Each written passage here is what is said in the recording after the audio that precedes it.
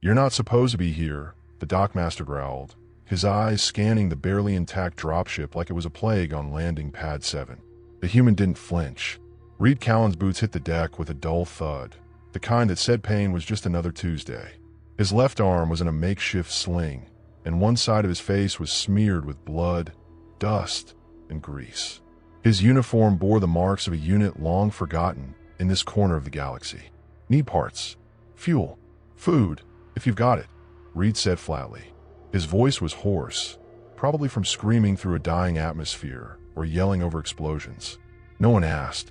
No one cared. The dockmaster didn't reply. He just turned his back and walked off. Tavon watched from behind a stack of plasma coils, tools still in his hand. The Graltari mechanic wasn't in the business of stepping into other people's problems. He fixed what was broken and kept his head down, especially when it involved humans. The last time a human vessel had landed here, it hadn't gone well. Trade routes shifted, security tightened, people talked, but there was something in the way this Reed Callan didn't ask for pity that made Tavon pause. He looked like a man expecting to be refused, and he was. 3 vendors denied him access to rations. The fuel depot raised their prices to ridiculous levels. Even the med station locked its doors. Reed kept walking, calm, detached, until he reached the far end of the port, where a collapsed drone hatch sputtered from lack of maintenance. He dropped to one knee and opened a busted panel, using a bent tool from his thigh pocket to dig into the guts of his ship. The pain in his side made him wince, but he ignored it. Tavon hesitated for exactly 30 seconds. Then he walked over. "You're bypassing the secondary conduit," he said quietly. Reed didn't look up. "Yeah. It'll overload the stabilizers." "I know. Then why do it?" "Because I've got nothing else," Reed muttered.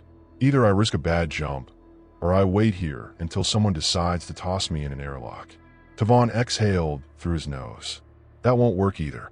"No, they won't toss you. They'll just wait until your ship fails and bill you for the cleanup." Finally, Reed looked at him.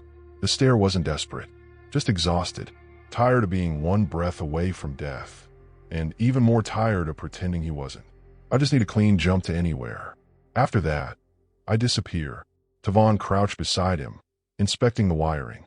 "You're running a Mark IV gravity well modulator, but it's cracked. That'll tear your ship apart in hyperspace." Reed gave a small shrug. "Then maybe I don't make it." Tavon stood up. "Come with me." They moved in silence to a small workshop, little more than a converted cargo hold filled with scrap, welders, and 3 ancient repair drones. Tavon didn't ask questions. He worked. He handed Reed a nutrient pack, pointed him to the corner, and got a fixing. The human ship was worse than it looked. Burned out circuits, failing O2 stabilizers, and a hyperdrive coil one misfire away from detonating. Tavon worked through the night. He didn't do it for credits. He didn't do it for a favor. He did it because he knew what it felt like to be overlooked, dismissed, made into a problem instead of a person. By the second day, Reed finally spoke. "Why are you helping me?" Tavon didn't stop working. "Because everyone else isn't." "That's not a reason. It's good enough for me." Reed leaned back against the wall. He'd cleaned up a bit. Wounds patched, uniform straightened, but he still looked like someone who'd seen the worst of 10 systems.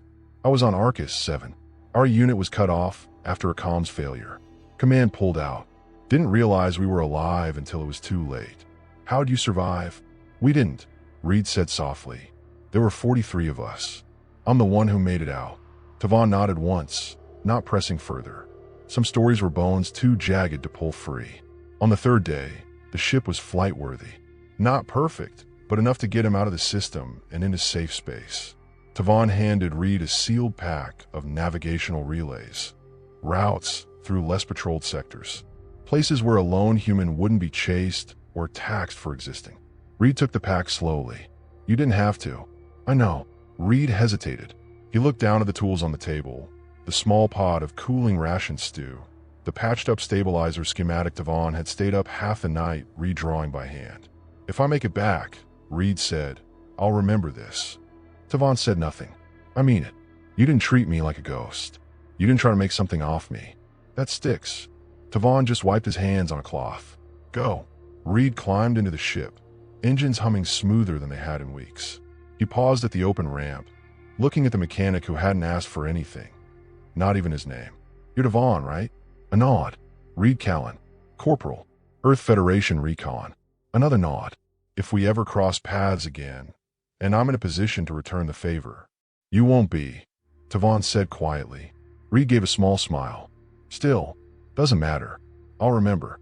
And then the ship rose, lifted off, and was gone. Tavon stood there for a long time after. The dust from the thrusters settled on his overalls. The pad lights dimmed. No one else even looked up. To them, it had been just another piece of junk limping away. But to Devon, it wasn't nothing. He didn't know why he helped. Maybe because someone once helped him, and then vanished before he could say thanks. Maybe because the galaxy had grown too cold to afford another closed door. Or maybe, just maybe, he believed that not every kind act had to be forgotten.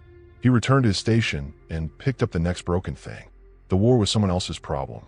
The galaxy spun on, uncaring.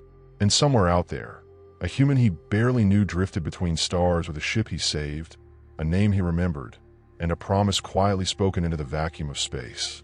Tavon hadn't thought about Reed Callan in years. The dropship, the repairs, the farewell, it all faded into the blur of routine. The station stayed quiet, the work stayed thankless, and the galaxy went on ignoring systems like his. The Graltari people had always lived on the edge of larger wars, surviving by staying useful and unimportant. They didn't take sides, didn't pick fights, didn't ask for help. It worked, until it didn't. It began with static on the border beacons, empty pings where patrols should have responded. Then trade shipments slowed, then stopped. Tavon Station had fewer ships each cycle. The faces he did see were nervous eyes and hushed voices. People talked about the Helix Dominion expanding outward, swallowing sectors without warning. No declarations, no negotiations, just silence, followed by fleets. The Graltari government called for calm. Their officials sent envoys to the Dominion, offered tribute, even diplomatic recognition. But nothing came back, not a word. Then came the day when Graltari Prime went dark. Not a comms failure, not a power issue. The entire planet vanished from the network. Every satellite, station, and orbital platform wiped clean from the registry. There was no debris field, no warning, just absence. One blink, and it was gone. That night, the sky above Tavon's outpost turned red. A single Helix ship entered orbit, large enough to cast a shadow over half the visible sky. It sent no transmissions, no demands, just hovered. Hours passed. Then the rains began, burning particles that ate through shielding, left craters on the surface, melted unprotected equipment. The message was clear. Tavon Station went in a lockdown. Backup generators kicked in. Docks were sealed. He joined the emergency repair crews, not because he was told to, but because if the ships didn't fly, the people wouldn't live. He worked beside frightened engineers, some too young to have seen a real battle. Others were just cargo haulers, traders, or fuel techs. Not a soldier among them. The Graltari defense fleet had already gone silent. No one expected them to return. Still, the station tried to hold. Tavon spent sleepless cycles patching up shuttles, rerouting power, welding ruptured seals with hands that never stopped shaking. His eyes were red, his back hunched from hours in cramped service shafts. One morning, if it could still be called that, he overheard a conversation between two dockhands. They were whispering about the next system over. Gone. Whole population relocated. Those who resisted were corrected. Tavon didn't ask what corrected meant. He already knew. Supplies ran thin. Families gathered in the lowest decks. The station's food processors began rationing by the gram. Power flickered. Every hour brought another frightened face, asking if a ship could be repaired in time. And every time, Tavon gave the same answer, I'll try. The worst part wasn't the silence from outside. It was the silence inside. No outrage. No call to arms. Just waiting. The Graltari people weren't fighters. They believed in endurance, in diplomacy. But the Dominion didn't understand diplomacy. Only submission. Tavon sat in his quarters one night, hands covered in fuel residue, staring at a blinking status panel. 17 escaped ships, operational. 2 barely holding together. Enough room for maybe 1/3 of the people left. A low-ranking council member sent a station-wide message. Do not panic.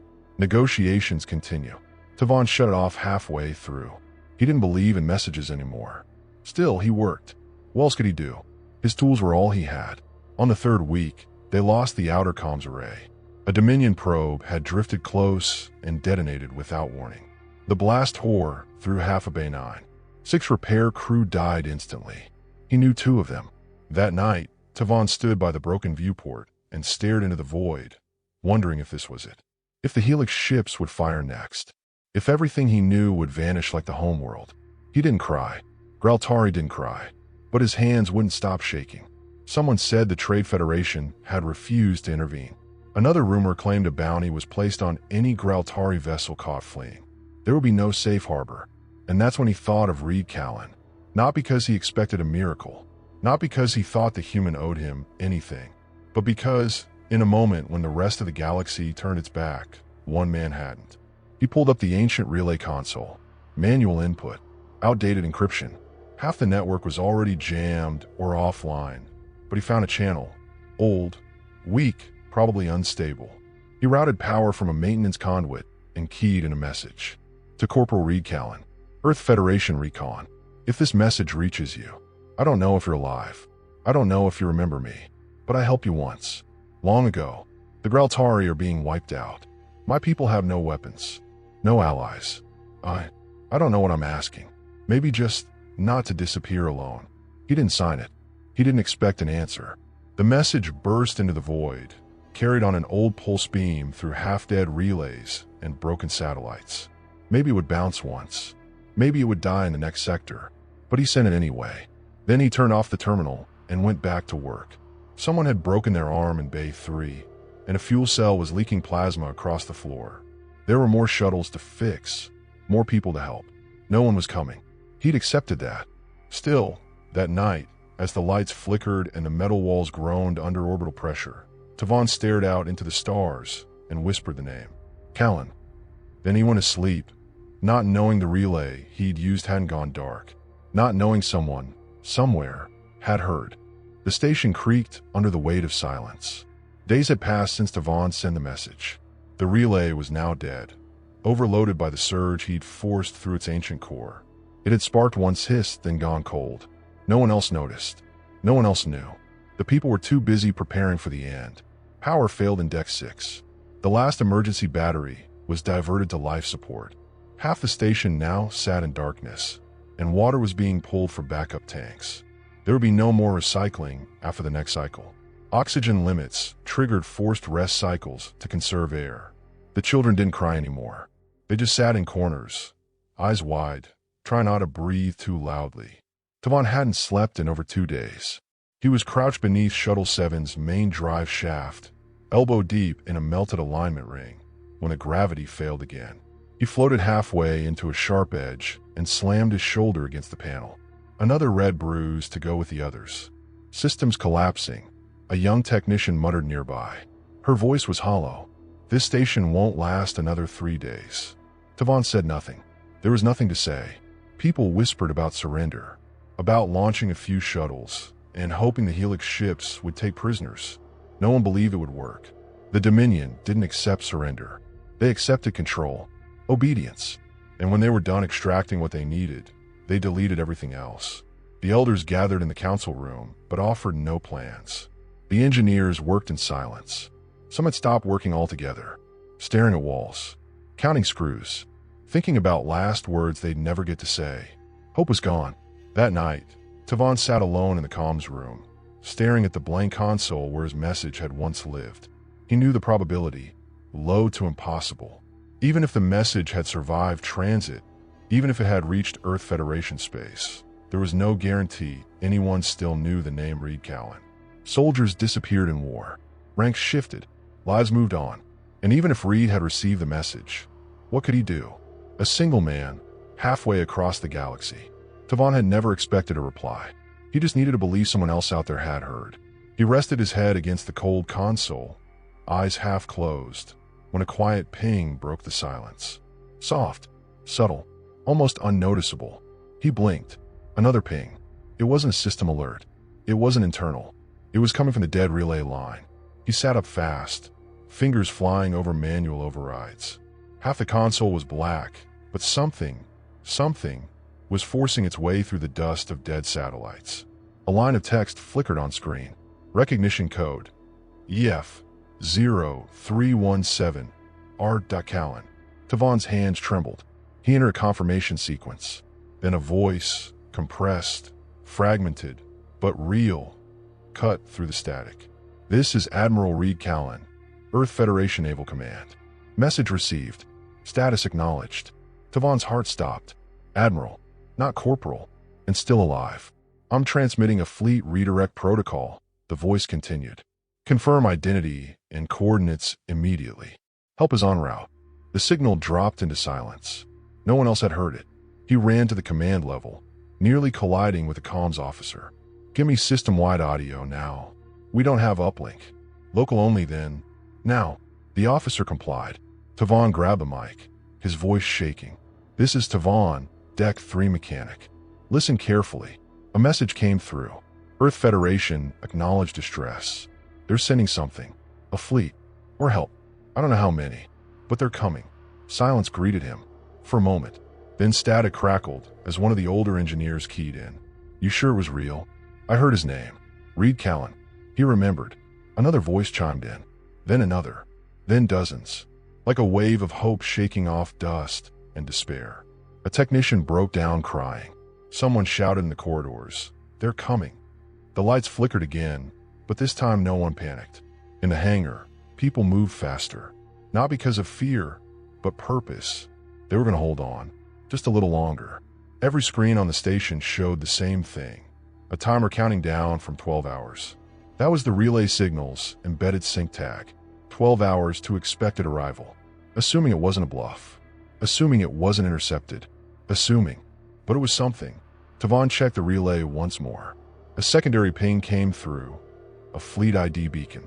Dozens of vessels. Earth designations. Old and new. Battle cruisers. Medical frigates. Supply transports. This wasn't a patrol. This was a mobilization. He stared at the blinking lights and whispered. You really remembered.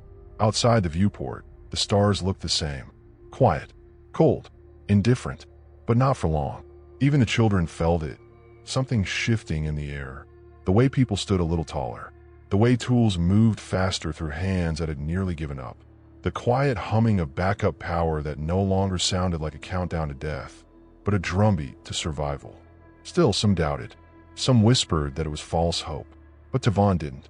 He knew the sound of a man who meant what he said. Reed Callan hadn't forgotten. And Earth, apparently, didn't either. They saw it before they heard it. The stars began to shift. First as flickers, then as violent ruptures in the fabric of space.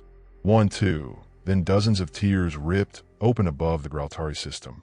Each tear shimmered like liquid silver, then spat out steel giants wrapped in plasma halos. The first ship was massive, easily twice the size of anything the Dominion had ever deployed in this sector. Its hull bore Earth's military crest, a burning torch held in a clenched fist. Behind it came more. Destroyers, interceptors, medships, repair vessels, even terraforming rigs, their reactors thrumming like thunder. The people aboard the station stopped breathing. The Earth Federation had come. They hadn't sent a courier. They'd sent a fleet. Admiral Reed Callan's voice echoed across all frequencies. Not through encrypted war codes, but open channels, meant for the Helix Dominion to hear. This is Earth Naval Command. We are responding to a distress call sent from this sector. Galactic civilians are under our protection. Any aggression toward them will be considered an act of war. Helix Dominion ships, until then looming in silent orbit, scrambled like hornets. Power spikes lit their hulls. Weapons charged. Shields flared. But they were too slow. Earth's fleet opened fire. It wasn't a storm. It was a scalpel. Every pulse laser, every railgun slug, every focused plasma beam was precise. Systems were disabled, not vaporized. Engines shot, not reactors. Their strikes crippled without overkill. Each Dominion vessel was neutralized within minutes. The sky became a battlefield, but only one side was bleeding. Inside the station, the comms lit up. Earth vessels began transmitting medical protocols, evacuation routes, and supply deployment instructions. Relief teams were already docking. Galactic engineers stood stunned as human specialists poured out in sleek exosuits, walking with calm confidence, carrying supplies, food, and power cells like it was just another drill. One man even tossed a ration bar to a child and said, "Bet you've never had Earth chocolate." In the hangar, Tavon stood frozen as a command shuttle landed gently on the scorched platform. The doors hissed open, and Reed Callan stepped out. His face was older, sharper, worn by time and command, but the eyes hadn't changed. He moved with the weight of someone who had seen too much and refused to forget any of it. Tavon didn't speak. He didn't need to. Reed walked straight toward him, stopping only a foot away. He looked him over, then gave a short nod. "You didn't change," he said. "You did," Tavon replied. Reed glanced back at the fleet in the sky. "I was a corporal when you fixed that wreck. Now I command task forces. Funny how things turn out. You remembered. I said I would." A silence passed between them, heavier than all the words they could have exchanged. Behind them, people were being escorted to warm beds, given water, treated like they mattered. The kind of care the Graltari hadn't received from anyone in years. Tavon shook his head slowly. "You brought all this? Because I fixed your ship?" Reed smiled faintly. "No, I brought this because you were the only one who did. When I was nothing. When no one else would even look at me." He stepped aside, letting Tavon see the full scale of the operation. The wounded being stabilized, generators humming back to life, the Helix fleet drifting in silence, crippled but spared. Earth didn't need to humiliate. They just needed to prove a point. "You saved my life," Reed said. "You didn't make a deal. Didn't ask for a favor. You just helped. That's the kind of thing Earth remembers." Tavon's voice cracked slightly. "I didn't think anyone would answer the message." Reed looked up at the sky. It made it. Bounced through 7 dead relays, 2 pirate sectors, and an abandoned mining hub. But it got to me, and I wasn't about to let silence be your answer. The Dominion fleet, or what remained of it, began limping away. Earth's vessels didn't chase. They didn't need to. Their message had been delivered. Reed tapped his wrist display and turned back to Devon. "We'll leave a station here. Long-term support. Your people aren't going to be alone again. You don't owe us that. You didn't owe me anything either." A med officer interrupted to report on the shuttle assignments. Reed nodded and dismissed him. Before he left, he looked once more at Tavon and said, "Kindness doesn't disappear. It just takes a long way home." Tavon stood there long after the Admiral had gone, watching as his people were lifted from despair by strangers who acted more like brothers than outsiders. No celebration, no victory chants, just the quiet, efficient hand of a species that answered when no one else did. One act of kindness, repaid not with a thank you, but with an entire fleet.